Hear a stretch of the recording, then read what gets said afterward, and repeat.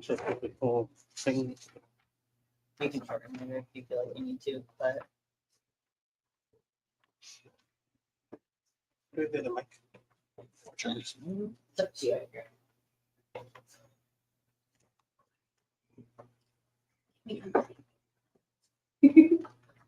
You can see I am very much a plastic baby author with more seats than people. But that's okay. Right, exactly. That's what I'm promised. That's like, we have like Yeah. trying to get our colleagues. Yeah. Well, you guys are so busy, like, being doctors. Like, We do have a few watching on YouTube. oh, cool. Yay. So I'm gonna go ahead and Oh, I was gonna wait till like 6:15 if that's okay. Thank you though. Oh, is someone watching me now? Hi guys, sorry.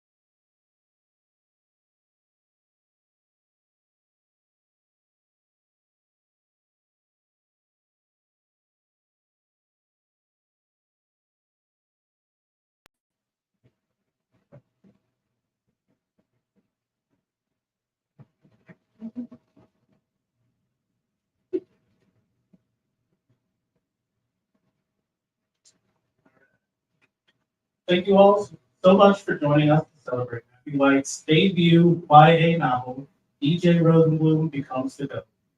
We also want to welcome our virtual audience. Tonight's event is possible because of your support.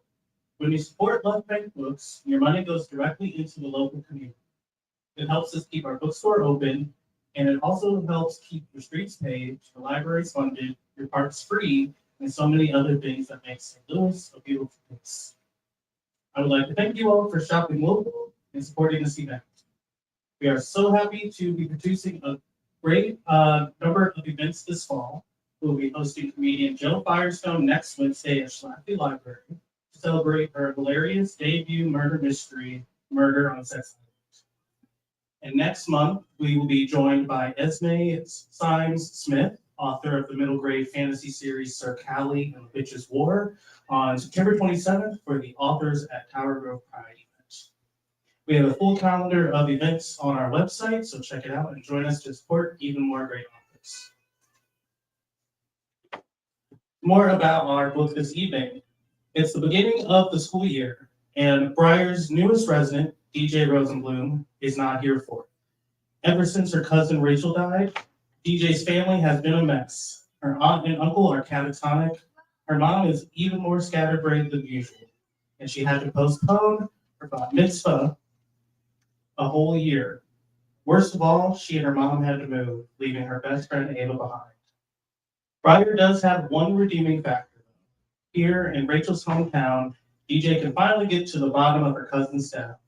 With the help of a chatty journalist and a queen bee hacker, DJ can fill in the last days of Rachel's life. And if she can just figure out her Torah portion with the help of her cute tutor, Jonah, maybe, just maybe, she'll be able to solve a bigger mystery. For fans of Looking for Alaska and Never Have I Ever, comes Abby White's debut novel, DJ Rosenblum Becomes the G.O.A.T. It's a basket of matzo ball soup dumplings for anyone learning to chart their own path, navigate new relationships, crushes, and figure out how to love and live after loss. Abby White began to write as a child in Shaker Heights, Ohio, and never managed to put down her pen. She studies creative writing and American Studies at Columbia University and is now an MFA candidate at the University of Nevada.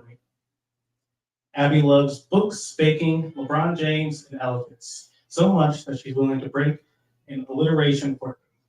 Today, she lives in Washington, D.C. with an extraordinary community of friends, and DJ Rosenblum Becomes the G.O.A.T. is her debut novel. Abby will be personalizing and signing copies after the presentation, and will have personalized and signed copies available at the store to be mailed anywhere in the country. So please help me welcome Abby White. Thank you. Thank you so much, Elon, and thank you, everybody. Can you all hear me all right for the YouTube? Should I be turning this on? There you go. Okay, testing. Woo! Great, amazing. Thank you so much for tuning in. Thank you to my gigantic audience here in St. Louis, and thank you so much to Left Bank Books for hosting me. I'm a very proud Midwesterner and love seeing other parts of the Midwest, and Left Bank's work uplifting the community and uplifting marginalized writers and readers is just so important. So I'm thrilled to be here. Thank you all for having me. So Elon gave a really fantastic summary of my book. DJ Rosenblum Becomes the G.O.A.T. is about a 14-year-old queer Jewish girl who moves in with her aunt's family and is investigating her cousin's mysterious death while navigating a new school, messy family dynamics, and studying for her belated Bat Mitzvah. So it's both the story of a girl in a very specific situation, and the story of a girl going through a lot of the things that I think most children go through. I think a lot of us may have gone through. So the way I like to do my presentations, if you will bear with me, is I like to do a choose your own adventure, right? I was at the Gateway Arch today and learning about, westward expansion and all these things. And I think the spirit of adventure is very alive here in St. Louis. So what I'd like to do is rather than talking about what I think you might want to hear about or what I might want to talk about, I'm going to lift up these papers at different junctures, and I'm going to give you two choices for what I can talk about. You get to choose, and you have to be loud and enthusiastic about it so that I can be loud and enthusiastic in response. How does that sound? How does that sound? Woo! Thank you. Okay. So now that y'all have a little bit of a sense of the book, one thing I love to talk about with this book is home. This is a book about something sad, but it's a book that comes off very fun and funny. So, would you rather I talk about hijinks in the book or humor in the book? Hijinks! Hijinks? Woo! Okay, excellent. So, hijinks in the book. Fundamentally, DJ Rosenblum Becomes the G.O.A.T is a sort of murder mystery. It's about a girl who moves into her late cousin's hometown, determined to solve the mystery of how her cousin died. And especially the first half of the book, she is finding clues everywhere. She's finding clues in a missing necklace. She's finding clues in Rachel's social media behavior. She's finding clues in almost anything you can imagine, whether or not there's actually a clue there. And part of why I chose to use this mystery novel structure and some of the tropes of a mystery novel of discovery and suspects and sort of partnering with friends who might be new friends, who might be former enemies, to do so is because I love the hijinks that ensue. I feel like endemic within that structure, you always have characters making mistakes, getting things wrong, and therefore the sort of humor and funniness of dealing with that. So the hijinks in DJ, I think, start from the very beginning when she decides, brand new to this town, doesn't know a soul except for her aunt and her uncle and her baby cousin Davy. She decides she's going to full on investigate what she thinks is a murder while writing for her school's newspaper and hiding the fact that she is related to the victim. And so from there we get, she sneaks into the local high school. She lies to Rachel's friends about what she needs them for. She steals something. She might steal another something.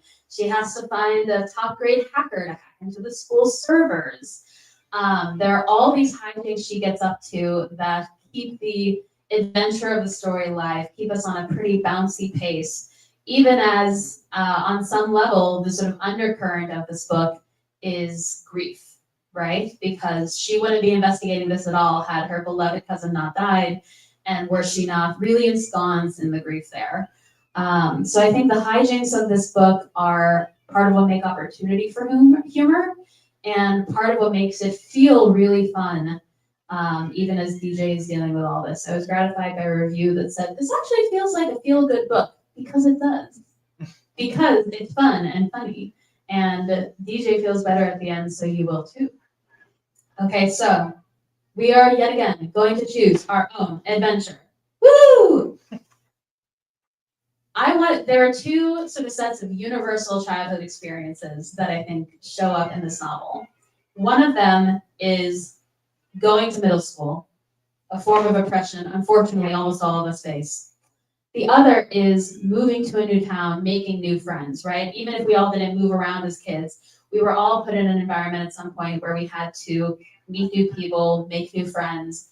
And it's hard as adults, imagine as kids. So I can talk about either how I wrote the middle school experience and how I sort of adapted it from my own way back when, or moving to a new town, making new friends, and the role that plays in the book. So, new town. Okay. Middle school. Okay. At a vote of 2-1, we have new town. But I'm happy to talk about the middle school later. So one of the fundamental The sort of inciting incident of this book is that DJ moves to Briar, Ohio from Indianapolis, where she'd grown up. Briar is a town I fully invented. It is in Northeast Ohio. I see it as a combination of Shaker Heights, Ohio, the suburb of Cleveland where I grew up, and Oberlin, Ohio, which is a sort of like college town, a little more rural, that I wanted DJ to have. And I sort of made up this town because to serve DJ's story, right? I knew that she needed to move to a place small enough that it was feasible for her to investigate a murder there. I knew that she needed, her mother was a professor. Her mother is a professor, was always a professor. And so I knew that wherever she moved needed to be something of a college town. And I think because this is such a personal story for me, I immediately gave it attributes of my own hometown and upbringing. So that all happened really naturally. And I think that as much as the sort of plot line as described in the jacket copy and, you know, most reviews of the book is about this event, this mystery DJ is pursuing, this investigation she is leading, I think it's simultaneously about, you know, you move to a new place and you've got to make new friends. So she has a bunch of options because she's a lucky girl in all sorts of ways. She moves to this new town and immediately is paired with like a classroom guide who's supposed to show her around, who is the fantastic Shar Kumar, editor-in-chief of the Squirrel Gazette for their school. Shar knows everybody, as the editor-in-chief has to, introduces her to a bunch of people. And so even though I don't think DJ would put it this way, I think that her investigation is really serving two purposes. There's the purpose that she is single-minded about of just figuring out what happened to Rachel and bringing some justice. But there's also the fact that through this investigation, she's making new friends, right? She's getting close to Shar, who, you know, is much more firmly centered on, I want to be friends with this person, than DJ seems to recognize. She is making friends eventually with this hacker they bring in, which is notable since she hates her on site. She's making friends with Jonah, who is the high schooler who's tutoring her for her Bat Mitzvah, who might play a surprising role in the book. Dun, dun, dun. And she's growing closer too with her family members, right? Who aren't new people in her life, but are serving more and different roles in her life. Like her younger cousin Davy, who's 5 years old, who she spends a lot of time babysitting. Her aunt and uncle who are grappling still with the death of their daughter, but also now DJ's living in their house and how's she dealing with that and how's she helping out her mom and her grandma on occasion. And so even though DJ is dealing with a deeply specific story in this book, she's also, I think, going through this really familiar experience of new place, new friends, adjusting yourself for a new school. I know that I had to go through that when I had a brief move around her age. And honestly, I didn't deal with it as well as she did, which says more about me than about her. Yeah, so I think that the sort of making new friends and having fun with them aspect of the book is a really core part of the story and of DJ's experience. Kind of because it is just such an ingrained part of the background of the plot. Speaking of the plot and the story and the characters, something else that is really fundamental in this book is queerness. This is a very queer book, and DJ herself is bisexual, as am I. And I would love to talk to you guys about queerness in the book. Now, we can take two different focuses. We can talk about DJ's queerness as a young bisexual icon, or we can talk about the queerness in her world, and the other characters and the relationships around her, and how that got to be the case. So, let's choose our own adventure. Do we want DJ's queerness as the protagonist, or the queerness of her relationships and surrounding characters? Green or pink? DJ. DJ? Pink. Surrounding characters? Daria? DJ. DJ, okay. I will very happily give you all both because I think they're intertwined. That was all a trick Yay. question. So one fun fact about this novel is that when I started writing it, I did not identify as queer, and I did not think DJ was going to be queer. And then I kept writing it, and for one thing, DJ, as a character, kept insisting she had a crush on this one person who I won't spoil, who I hadn't expected her to have a crush on, who happened to be a girl. I was like, how interesting, love this for her.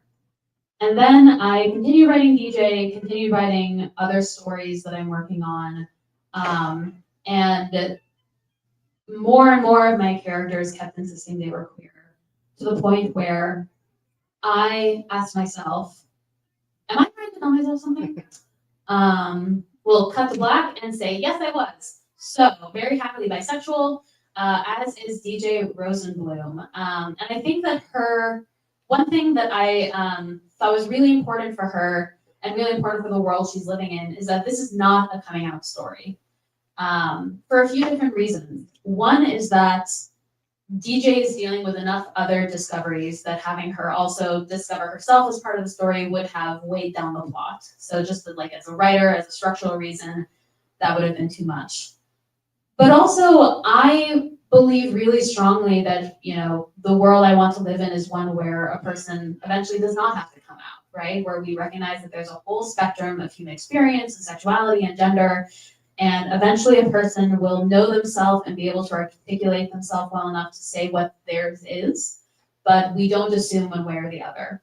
And as a sort of experiment in writing, I really wanted to give DJ a world like that, where maybe there are issues happening elsewhere in the world, elsewhere even in Briar, but they're not on these pages. I took this sort of Schitt's Creek approach, as Dan Levy has described it, that like queerness was never going to be the issue in this book. It's just a fact. So DJ herself is a young, chaotic bisexual, God bless her. And there's a lot of queerness in her world as well. So her mom is a lesbian who had DJ via sperm donor, which is something I always knew about this character. And I think is part of why for DJ, queerness has been so normalized for her, right? Because like her mother has always dated a woman her whole life, for example. And she was raised in like a single parent family that already defines some societal norms around that. And then one of the friends that she makes is a trans girl who is also a lesbian, and who is the queen of the middle school. She runs the place. She's like a young Regina George. And DJ has a very interesting relationship with her. Rachel's best friends, who she ends up interacting with, were one of them is non-binary. They're in a relationship with each other. And so I really wanted to populate DJ. I didn't want to just have a world where queerness was okay or have it just be okay for my protagonist. I wanted a world where it's everywhere, which is like true in most of the world that I live in, which is such a joyful thing. And so I'm hoping that the world of DJ normalizes this and presents a world where like you will have big problems and challenges as a young person, but who you are and who you love is just not a part of it. And so that was a really important sort of message for me and part of the world building I wanted in this story. And part of the way to focus on the issues I was more interested in documenting around grief, around loss, around sort of what to do with the love that is left. And with that in mind, we can do one more Choose Your Own Adventure. Da-da-da. Would we rather I talk about the depiction of grief in the novel or the depiction of mental illness? Grief. Grief? Grief. Grief. Okay, unanimous. So this was a little bit of another trick question, solely because one opinion of mine, that one view that I have come to that is really important to me that I think is represented in this book is that grief, when it's not dealt with correctly, can intersect with mental illness, right? It can have chronic mental health repercussions and change the way that you perceive and interact with the world. And that's some of what is happening for my poor darling baby DJ, is that her grief takes her in some really new and challenging directions. And for me, the experience of grief that I wrote about was inspired by a loss I had of my own, of a very dear friend of mine who died by suicide in January 2020. And as you might remember, there was another thing that happened in 2020 that affected some of us. And so my friend passed away, and then I spent 7 months in lockdown with my parents in Ohio. And in retrospect, I think that was a really good thing for me. But it also ended up being a really great crucible for this story, right? Because something about, being an only child, being at home with my parents again, I think a lot of us in that situation sort of revert to more childlike versions of ourselves, or sort of older family roles.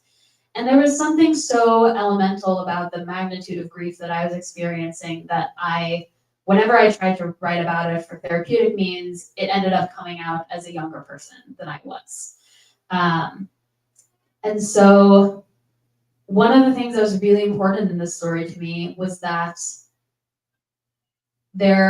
yes, she is investigating Rachel's death, how Rachel died, but at no point do we actually talk about how Rachel died, about what method, or about the steps, or about the means. Because I think that's the wrong story. I think those are the wrong questions to be asking in a lot of cases. I think that it can get a little bit like slowing down, like rubbernecking, slowing down when you pass an accident on the road, when that's the point of focus that you have. Whereas really what I was interested in, because it was part of what I was experiencing, was not how the death itself happened, but the aftermath. What happens to the community after that, to the people who love that person after that? How do they make sense of it? How do they deal with questions of blame and responsibility when those aren't always easy to answer? I think something that came up in my own experience was that we have this fundamental instinct to figure out who is responsible for something bad happening. And sometimes no one is responsible, right? Sometimes a bad thing just happens. And that's hard enough for us to learn as adults, but I think especially for children, that flies in the face of a lot of the sort of early lessons we get about doing right, and about a just world, and about how to be good citizens in our society. How do you balance all of that with the fact that sometimes bad things happen to good people for no reason? And so that was always part and parcel of the grief DJ is dealing with, and what I wanted to convey through her story. And part of why I focus so much on these other elements of her story, like the hijinks and the humor and the love and queerness in her world, because grief doesn't hit pause on your life.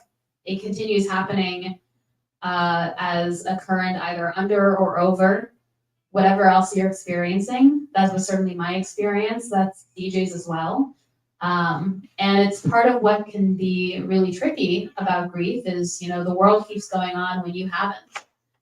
But it's also part of what can be beautiful and healing in the end, right? If you're able to, instead of following that current, grab onto something that is warm and welcoming and fun or funny, and root yourself there eventually with the help of friends and community who love you. So that's a lot of what I wanted DJ to go through that I felt true to my experience. And part of why I focus so much on making this a fun book and a funny book and a feel-good book. And DJ herself is just, I'm biased, but I think she's hilarious. She's always cracking a joke. She's always making a snide remark. She's really insistent on who she is and how she is, even in the face of these earth-shattering things that she's experienced. And that just felt really true to the experience of like a spunky, strong-willed young person going through any kind of challenge. So those were the things I thought it might be fun to talk about together. Now, I would love to read for you. I guess we could make this a choose your own adventure. Would you rather go straight into Q&A, or I can read you a few pages of DJ Rosenblum Becomes the G.O.A.T? Read. Read? Wow, hard choice. Thanks, guys. Okay, so this section is from chapter 5 of the book, so still pretty early on. At this point, DJ and Shar have narrowed down some suspects, but they've reached a hiccup, let's put it, in their investigation. So they need to go to somebody else for help. So I think that's all the information you need, and we'll go from there. Over the next few days, Shar and I dig up an alarming amount of information about our suspects. We find articles of incorporation for Dumont. We dig up Evan's win-loss record going back a decade. We learn Angela has a talent agent, find their college diploma, and figure out their client niche. Hot nerds. Surprisingly, there are a lot. Clubs, hobbies, jobs, families, home addresses, vacation houses. We pick apart these people's lives. But Eva points out the gaping hole in our research in a stream of 3 a.m. texts. DJ. Hello from your cave insomniac. I was looking at your new spreadsheet, very impressive, by the way, and realized most of your suspects are students, so you probably need their school records. As soon as I share this revelation with Shar, she sends me a voice memo with her brothers screaming in the background. Shit! Shar has carried favor with an impressive range of school leaders, but they've drawn a line at sharing minors' private information. Rude. Which means we'll need someone to hack into the district servers, a skill set roundly inaccessible to me and Shar. Luckily, in her voice memo, Shar says 4 iconic words. I know it, guy. There's just one problem. Her guy refuses to meet us anywhere they might know someone. So over the weekend, Shar and I slip into the teen room at Briar Public Library. It's a square brick building with white shuttered windows and a tall red chimney. This is actually pretty nice, I say as I scan a wall of bookshelves. They have every book on Angle's syllabus. Great chairs, too. Shar sinks into a beanbag. My source is good taste. I look at her sidelong. You really can't tell me who it is? I keep my sources confidential until they show up. Shar glances at her phone. Shouldn't be long now. Every pair of footsteps that walks down the hall I'm convinced is Shar's hacker. The plodding Timberlands, the bouncy Nikes, the sharp slingback heels. Minutes pass and even more steps with them. But when the hacker does walk in, their feet barely make a sound. Instead, I hear them in the silence. Whispers hush, glances turning into stares. A trill of a voice breaks the silence, so proper and pitched I can see her royal wave. Ta-ta for now. I drop my book just as the hacker sticks her phone in her pocket and struts into the teen room. Her? Platinum hair and a smooth ponytail, the queen bee of Briar Middle School raises one manicured eyebrow. That's a lot of shock from someone I've never spoken to before, she says with a smirk. Suddenly, I feel miniature. My 2 round cheeks burn crimson. Briar Middle's region is going casual today. Diamond earrings and pink cashmere over dark washed jeans and flats. She lounges on a beanbag and stretches out her legs, crossed at the ankle. The air around her hums. Shar and I sit down to face her. DJ, Shar says, meet Tori Taylor, Briar's reigning tech whiz. And #1 influencer. Tori flips her ponytail behind her. I'll talk her now on all platforms. I open my mouth to snipe back, but Shar cuts me off with a pinch. Tori, this is DJ Rosenblum, she says as I rub my wound. New in town and getting less stupid by the second. Tori looks me up and down like a butcher surveying a cow. Oh, let's hope so, she says. Sometimes you meet someone you hate and discover they're not so bad. You become friends, you respect one another, you appreciate the other person's shared humanity. Then there's Tori Taylor. As Shar explains the investigation, Tori checks her phone. She can't even pretend she's paying attention. She's too focused on her followers. I funnel all of my feelings into the fiercest glare I can muster. You suck, you suck, you suck! Finally, Tori deigns to look between us. So let me get this straight, she says.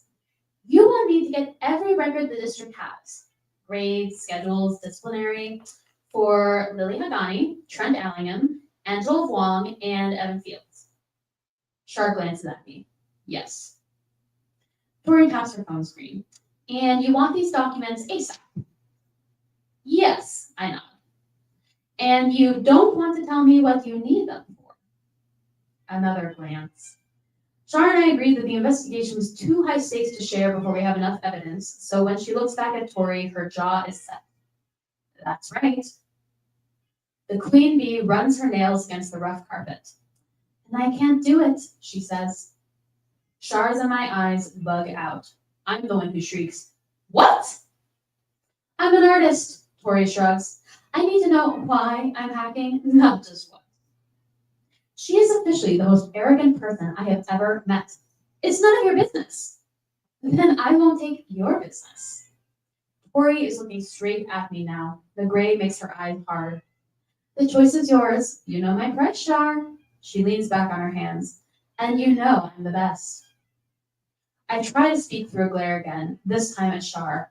Say no. There must be some other way we can get these records. Some deal that won't surrender our dignity. Char reads me like a text message, but her next words push through gritted teeth. We're investigating Rachel Simon's death, she says in a low voice. We think... Tori keeps staring at the carpet, so Char speaks louder, voice steady as a drumbeat. We think somebody might have killed her. Each word falls like an anvil. Then, for the first time since I've known her, Tori loses her composure. Her jaw drops, her eyes pop, even her pink nails freeze mid-tap. There's a pit in my stomach bigger than a mine shaft, but even I can't help but grin at her distress. Tori's phone is buzzing like there's an emergency. It's probably just a group chat, but she's acting like she can't even hear it. When she regains her senses, she nods at Char and sings. I'll do the job. Amazing! Char springs to her feet like the Jack-in-the-Box. We really appreciate you should. Tori looks down at me specifically and smirks. Jerk face. Before I can shoot back, though, she turns to leave the teen room. Venmo me $200 and I'll get started. Wait. All thoughts of vengeance leave my mind. I stand. $200? Tori shrugs. I need new props for my TikToks. There's a glint in her eyes, sharp as metal. Even eyeing this one makeup kit. But that... I can't control my tongue. That's bribery! That's payment, Tori laughs. Char, you've got my handle. She leaves in a pink and gold flourish. Around us, the air has frozen. My mouth is stuck in a stupid O shape. Char leans against the wall and shuts her eyes. DJ, don't. Magically, my mouth unfreezes. Char, where the hell are we supposed to get $200? Char keeps her eyes shut. She's raised her prices, she sighs. But Tori is best positioned for this work. Her mom is the mayor, her dad owns the biggest business in Briar, so she has amazing access. Besides, Char adds, when it comes to tech, Tori really is the best. I stare at the bookshelf. At least these books don't want to rob me. Speak, The Outsiders, The Perks of Being a Wallflower.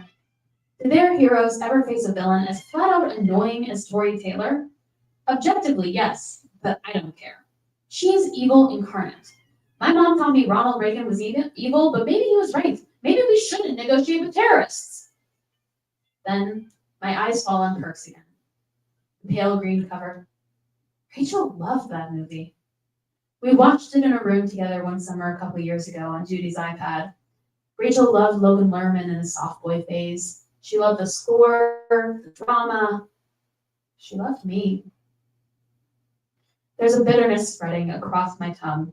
I know what I have to do. When I meet Char's gaze, I don't try to hide my frustration. Guess Tori Taylor owns us. The words burn as they slip out. I try to quell the flames with my next cold sentence. We've got to get that money.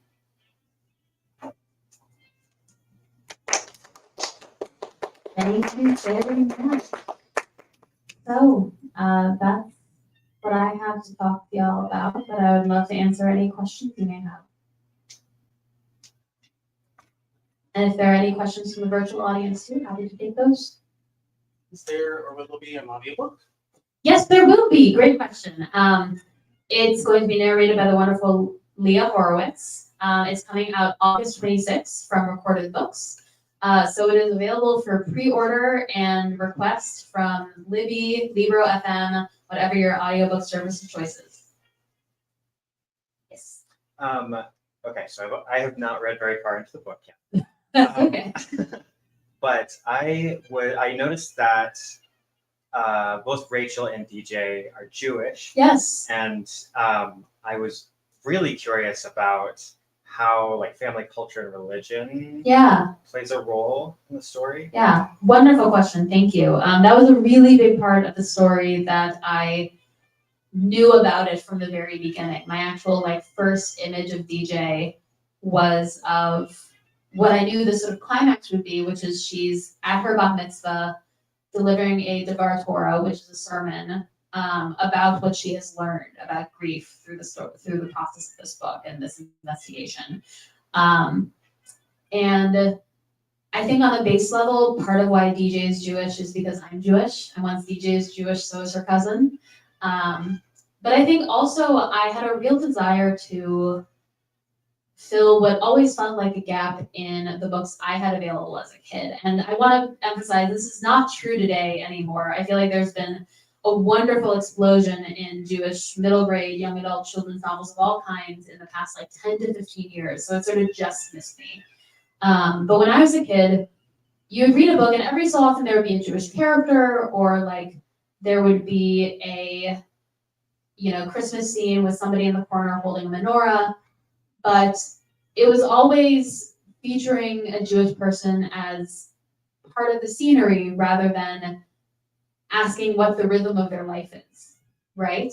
Because, growing up as a Jewish person myself, even as like a secular Jewish person, which I very much was, my family had a really different rhythm of life based on the holidays we observed, based on the times we did and didn't gather with family, based on the rituals that were important to us. Even like think about a weekly basis, a Christian kid might be going to Sunday school, an agnostic kid is probably not going to Sunday school.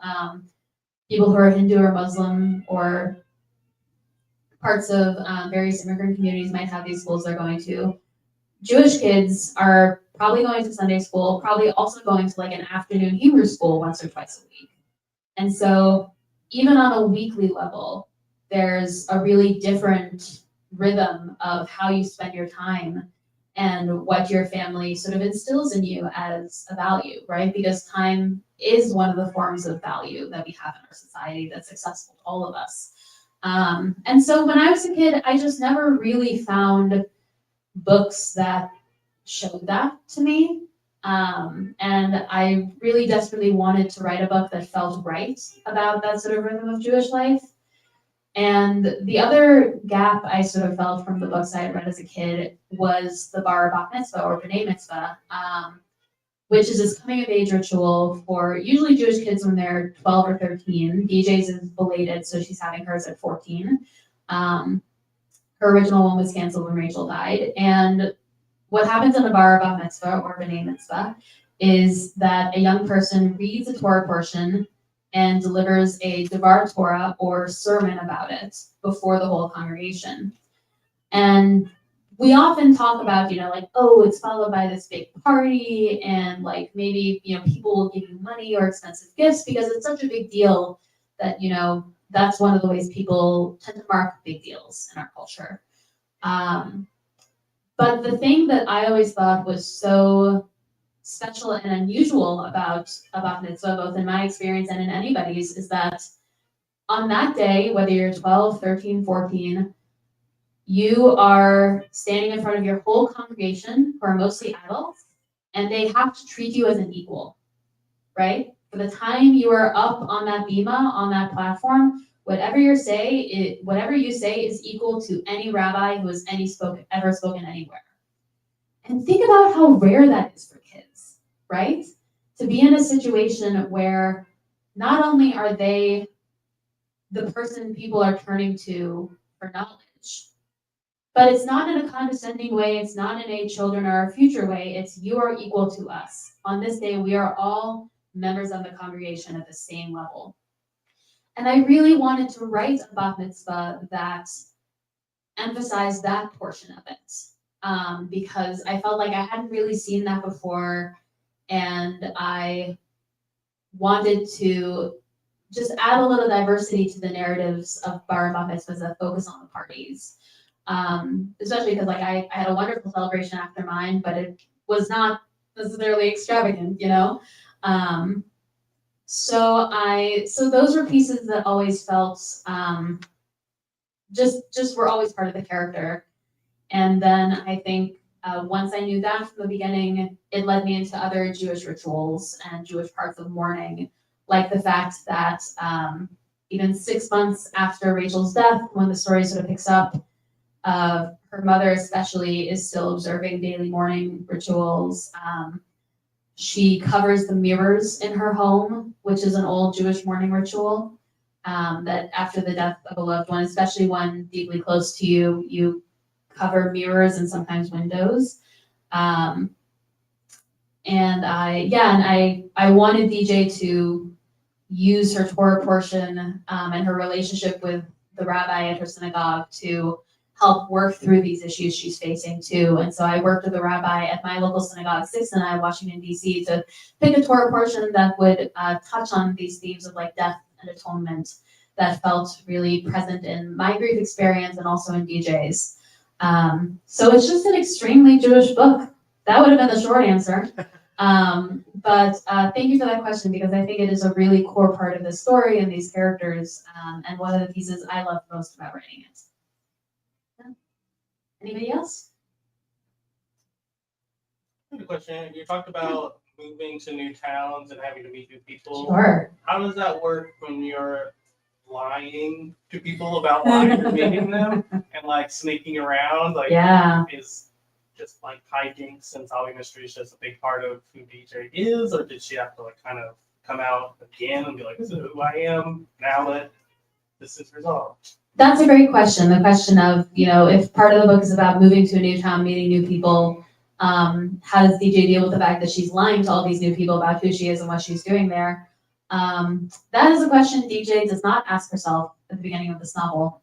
And if she did, she might avoid some of the strife in her relationships that will eventually ensue. But I think that, as probably proves true for any of us, if you tell a lie, eventually the truth comes out. And people deal with that in the ways that they will. And it's a big part of the story when DJ's new friends and community figure out who she is and why she's doing what she's doing. And she has to grapple with some of the betrayal that they feel, you know, having been lied to and having worked so hard to help this person who was hiding her true intentions. And she deals with that in incredibly healthy ways, which is what a story is always about. So to see those incredibly healthy ways, you will have to read the novel. Okay, anybody else? Okay, thank you so much, everybody, for joining in person and online. It's such a treat to have been here. Again, please check out Left Wing Books and their foundation and the incredible work that they do in St. Louis. And if you want to get a copy of DJ Rosenblum, you can come here and buy one of the copies I will sign very shortly. Okay, thanks, everybody.